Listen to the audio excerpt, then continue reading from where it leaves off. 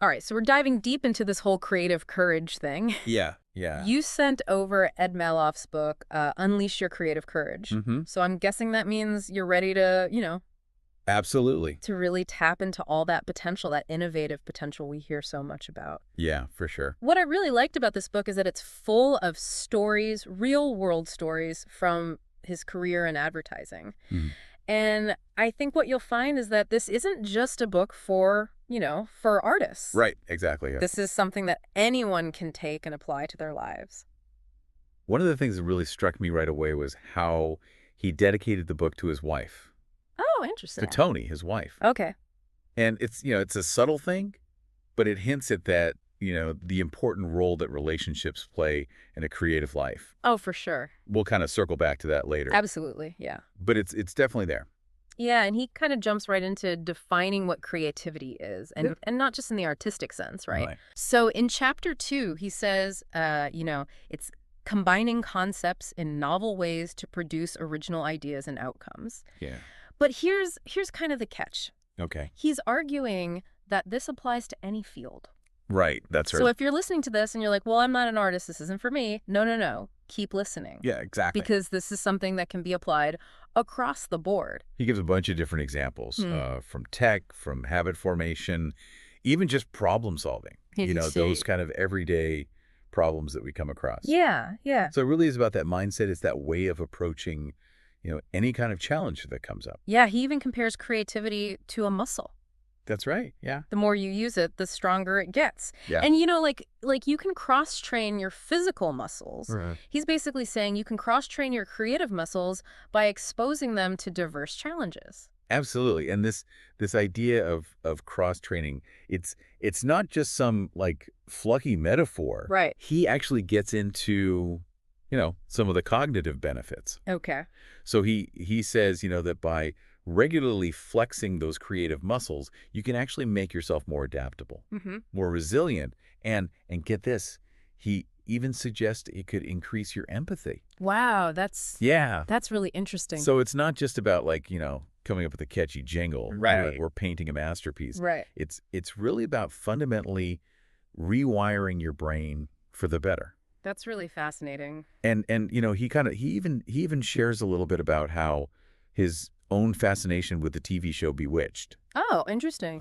sparked his interest in advertising. Was it because Samantha worked at an ad agency or something? Yeah, exactly. Okay, got it. The main character worked at an ad agency. So even a sitcom can kind of plant those seeds. Absolutely. But, he acknowledges that a lot of us, a lot of people listening might struggle to even believe they're creative. Yeah, that's right.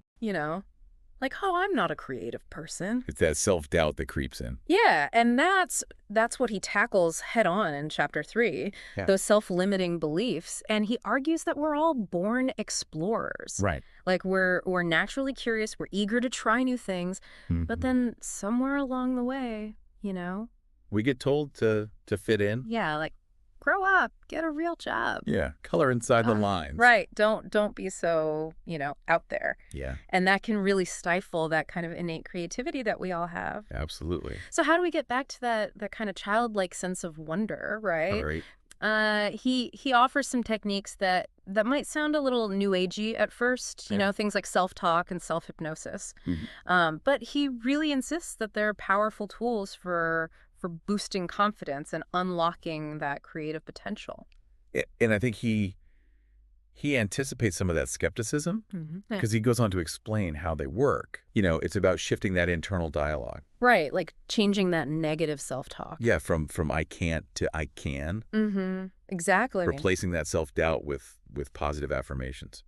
So is he giving like specific affirmations that people can use? He does, yeah. Okay, what are some examples? Well, he says, things like, I am creative in all things that I do, Mm-hmm. or my creative potential is limitless. Yeah. And what's great is he doesn't just leave it there. Okay. He encourages readers to actually create their own personalized affirmations. I like that. So, it's not just about repeating someone else's words. Yeah, It's about finding that language that really resonates with you. that's a great point. So yeah, it's really taking ownership of of your own creative journey. And I think he tells this story about Kelly, Yeah. who's this account executive who didn't think she was creative at all, Mm-hmm. but ends up becoming like a creative powerhouse. Right. Once she breaks free of those limiting beliefs. That's right. And it's a great example of how, we all have those Kelly moments in us. Sure. It's just about finding ways to unlock that potential that's hidden. And he also reminds us that we're already doing creative things every day. Right. We just don't realize it. Yeah, we don't even think about it. Like exploring a new hiking trail Hmm. or trying a new recipe. Yeah, or even just daydreaming. Exactly. So it's really about just shifting your perspective Absolutely. to see those everyday things as little sparks of creativity. Yeah. And then he brings us to what I think is really the core of the book, Right. which is creative courage, right? Yes, yeah. And in chapter 4, he kind of goes beyond just having ideas Mm-hmm. and says it's about the willingness to act on those ideas. Right, to actually do something with To it. stand out, Yeah. to make something truly unique. That's where the magic happens. He uses this great analogy of David and Goliath. It's about having the courage to face those giants, those challenges that seem, just insurmountable, Right. and to use your creativity to overcome them. And he gives a real example from his own life Right. about how his agency won the Lexus account by focusing on one really powerful creative idea. What was the idea? The when you do the math slogan. Oh, yeah, I remember that. It was just so simple, Yeah. but so effective. Yeah. And it really shows how, a well-executed concept Right. can really have a huge impact. Even against, these huge competitors. Absolutely. So creative courage isn't just about artistic expression then. Right. It's also a tool for achieving, your goals, Yeah, any kind of ambitious goal that you have. whatever those might be. And he links this back to that idea of adaptability and resilience that we talked about earlier. Mm-hmm. So, Mallof, he believes that by cultivating our creative courage, We actually become better equipped to deal with uncertainty. Yeah. The world is constantly changing. yeah, for sure, And being able to pivot, to solve problems, to think on your feet. to find those innovative solutions when things get tough. Those are important skills. Absolutely. And those are skills that anyone can benefit from, Regardless of what you do. no matter what field you're in. And this kind of brings us to one of his, I think, most intriguing concepts, Okay. which is this idea of a creative cross-training, Yes. Yeah. which he dives into in chapter 5. And this isn't about, going to the gym or anything. yeah. It's about engaging in different creative activities Mm-hmm. to strengthen that overall creative muscle.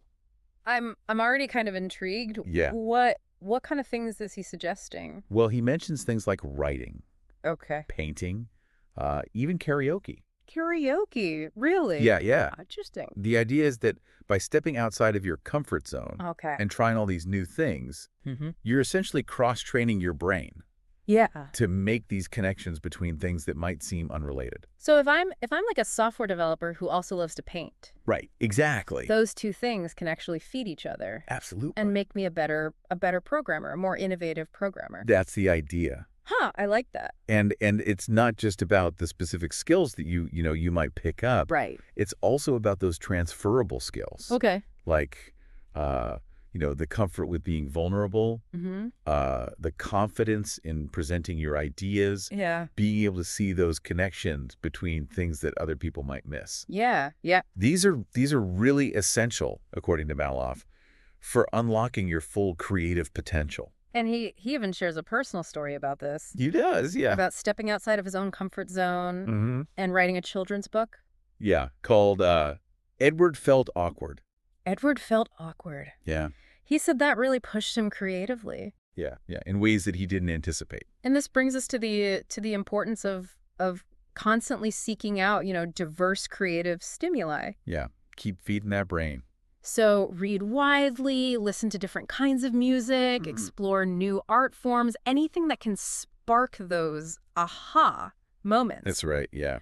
And he even uses the phrase warming up the brain. Yeah. It's like you're preparing for a workout, Exactly. but for your creativity. Yeah, you got to get those creative juices flowing. I like that. Yeah. I like that a lot. But I bet you're thinking, okay, this is all great, Yeah. but how do I actually come up with these ideas? That's a great question. Right. That's where chapter 6 comes in. Okay. And it's all about creative workouts for your mind.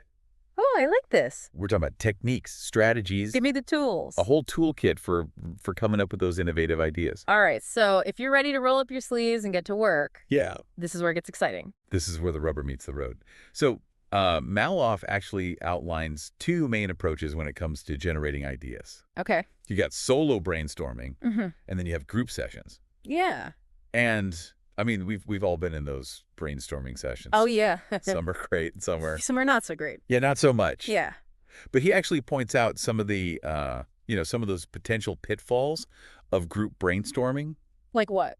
Well, like that dreaded groupthink. Oh, yeah. When everyone's just kind of going along with the most dominant voice in the room, Right. even if it's not the best idea. Yeah, you just don't want to rock the boat.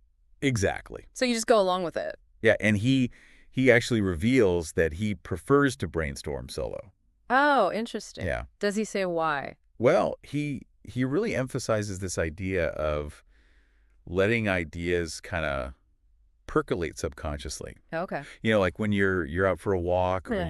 you're in the shower And it hits you. and suddenly boom, inspiration strikes. I get those all the time. And he really stresses the importance of capturing those insights. Right, because they can disappear just as quickly. They can vanish in a flash. Yeah, so keep a notebook handy. Exactly. Always have a way to jot it down. Or use the voice memo app on your phone. That's a good one, yeah. But he doesn't stop there. What? He actually gives us a whole toolbox of techniques Nice. to use to kickstart our creative thinking. So we're not just waiting for those aha moments. Right, we're actively pursuing them. We're going to make them happen. Exactly. So, like, what are some of those techniques? Well, he starts with, the classic brainstorming. Okay, yeah. But even that, he kind of gives it a fresh perspective. How so? Well, it's not just about listing ideas randomly. It's about structure.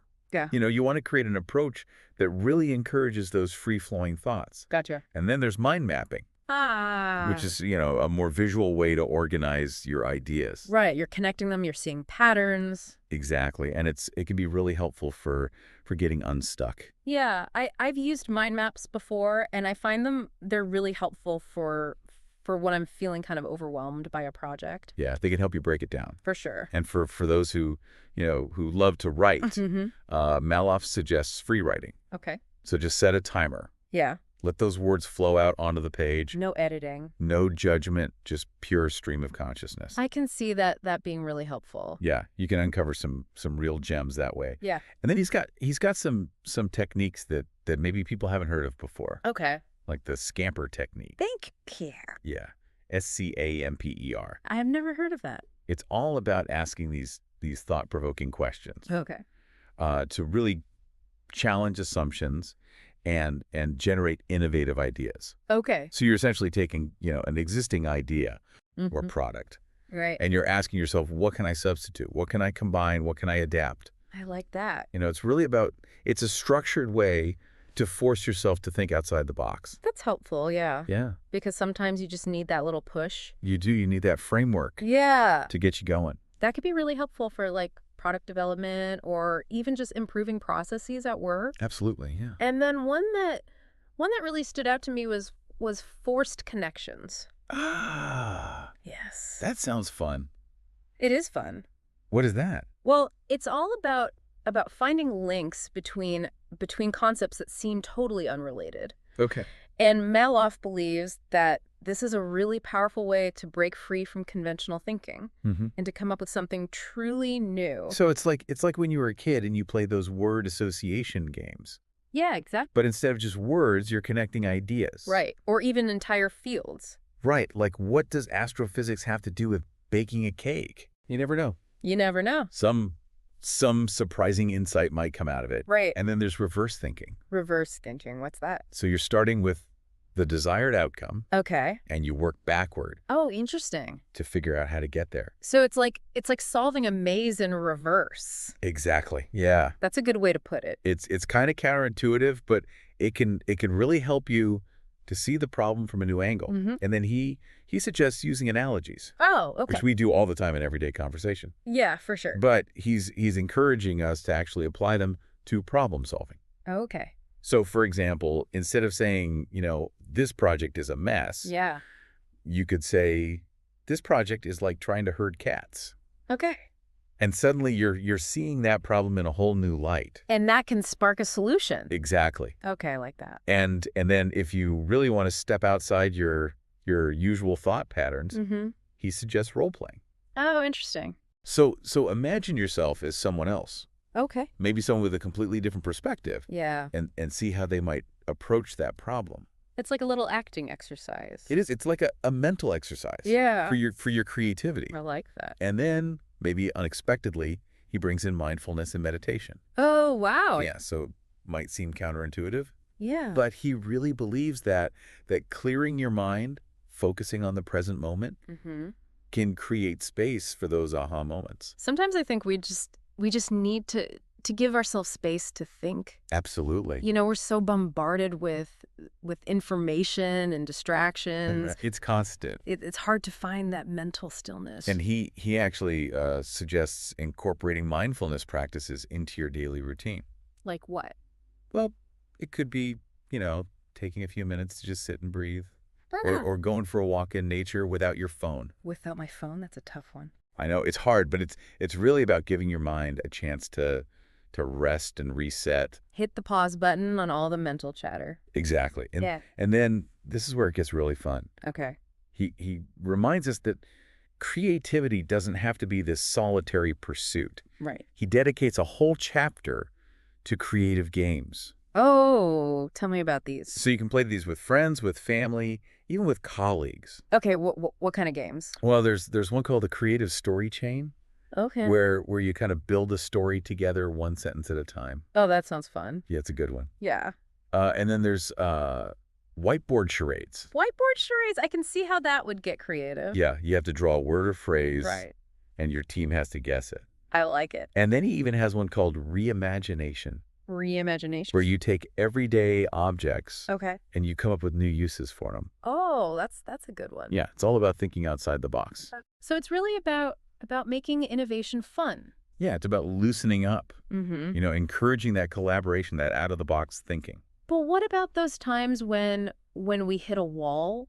When those creative juices just aren't flowing? The dreaded creative block. Exactly. And Mallof gets real about that in Chapter 8. He does. He acknowledges that even the most creative people Yeah. experience those moments of frustration, of doubt, Self-doubt. even despair. Yeah, it happens to all of us. And he uses this phrase, creative muscle fatigue, Mm-hmm. which I really like that. That's a good one. Because it acknowledges that creativity can be hard work. It is. It's not always easy. And sometimes you just need a break. Absolutely, yeah. So what are some of the things he recommends for overcoming those creative blocks? Well, he suggests some things that might seem kind of obvious, but we often forget about them. Like what?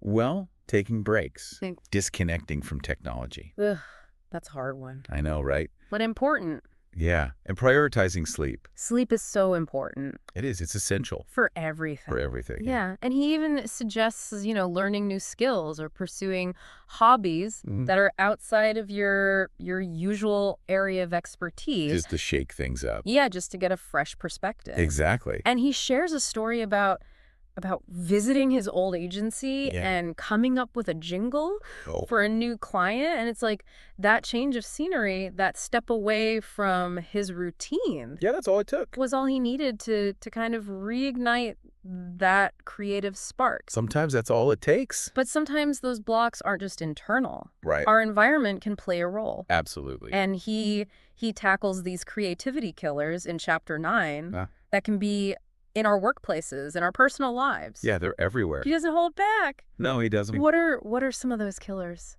Well, he starts with micromanagement. Oh, yeah. Those bosses who hover Second-guessing every decision. Yeah, and just stifle any chance for independent thought. Ugh, I've had those bosses. Yeah, it's like they suck the creativity right out of you. It's draining. It is. It's so demotivating. And then there's the fear of ridicule. Mhm. You know, that feeling that if you put your ideas out there, you're going to be laughed at. Yeah, or criticized or even punished for thinking differently. And that can really keep us from taking risks. It's a creativity straitjacket. Yeah, it is. Keeps us playing it safe And we end up just conforming to the status quo. even when we know we have something better to offer. Exactly. I think that fear of judgment is especially strong in creative fields. Yeah, it's so personal. Putting yourself out there. You're really putting yourself out there. Yeah, And it can be scary. for sure. And, we can be our own worst critics, too. Oh, absolutely. We get so caught up in our own heads, Overthinking everything. second-guessing ourselves. And then we never take action. And those ideas never see the light of day. It's like we're our own internal micromanagers. Exactly. And then he also talks about rigid processes Mm-hmm. and an excessive focus on metrics as creativity killers. Yeah, those organizations that prioritize efficiency and productivity. Above all else. Yeah, they often stifle innovation and risk-taking, It's like they're so busy checking boxes. that they forget to think outside of them. So what's the antidote to all of this? Well, he encourages us to be proactive, Okay. to create safe spaces for creativity, Mm-hmm. to surround ourselves with supportive people, Yeah. and to actively challenge those norms and processes that are stifling innovation. It's about taking ownership. It is. And it's also about that creative courage. Yes. It's not just being bold with their ideas, it's also being courageous enough to challenge the status quo, to speak up. to advocate for a more creative and fulfilling work environment. And speaking of advocating for yourself, Yeah. Mallof makes a really interesting point about the importance of cultivating a creative aura. Okay, creative aura. Now I'm intrigued. Yeah, so in Chapter 10, he gets into this. Okay, what does he mean by that? Well, it's not about magic or anything. What? It's about building a reputation for being innovative, Okay. resourceful, Yeah. and capable of consistently generating great ideas. So it's that halo effect Exactly. where people see you as this creative force. Yeah, like you're the go-to person for fresh ideas. If you've got a track record of Yeah. coming up with those brilliant solutions. Yeah, people are going to start to see you as someone who can think outside the box. And he illustrates this with a story about his agency creating this award-winning radio ad that they didn't even get to produce. I know, it's it's kind of a funny story. Wait, what? How does that work? Well, the client was so impressed with their creativity Okay. that they ended up winning the account anyway. Wow. Yeah, it was a testament to their reputation as innovative thinkers. So even if you don't get that immediate recognition or reward for your creativity, that effort, that consistent effort to push boundaries, to come up with fresh ideas. It can pay off in unexpected ways. Absolutely. And he shares a little insight into how his agency cultivated that creative aura within their own workspace. Okay, how'd they do that? Well, they had this trophy cabinet, Okay. and they displayed it prominently in their conference room. So it's like a subtle reminder Yeah, of all their past successes. of the culture. Yeah, that creative achievement. Don't be afraid to celebrate your creativity. Exactly. Let people know Yeah. that you're a force to be reckoned with. So we've talked about brainstorming. Yeah. We've talked about overcoming those blocks. Cultivating that aura. Mhm. But I'm curious about this idea of creative mindfulness Ah, yes. that he introduces in Chapter 11. It seems like kind of a shift from the more practical advice. It is a bit of a shift, but it's a really interesting one. So what is creative mindfulness? Well, he explains that it's about being fully present in the moment, Okay. observing without judgment, Mm-hmm. and approaching experiences with a beginner's mind. It's about breaking free from that autopilot. Yeah, and seeing the world in a new way. Okay, I can see how that would be beneficial. Yeah. But how do you actually practice that? Well, he encourages us to find simple ways to bring mindfulness into our daily lives. Like what? Give me an example. Okay, so it could be as simple as taking a few minutes to really savor your morning coffee. Okay.